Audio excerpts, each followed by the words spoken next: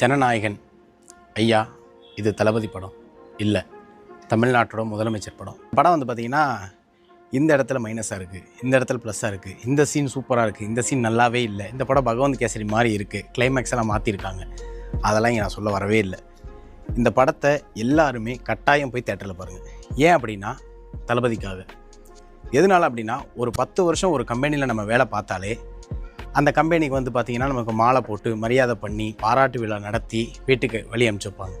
34 வருஷம் ஒரு மனுஷன் ஒரே திரைத்துறையில் தன்னோட முழு அர்ப்பணிப்பையும் கொடுத்து நிறைய தடைகள், நிறைய அவமானங்கள், நிறைய வெற்றிகள், நிறைய தோல்விகள், இது எல்லாத்தையும் தாண்டி இன்றைக்கி இத்தனை கோடி மக்களை சம்பாரித்து அந்த மக்களுக்கு ஏதாவது செய்யணும்னு தமிழ்நாடு முதலமைச்சராக நம்ம கண்ணு முன்னாடி வந்து உட்காந்துருக்காரு.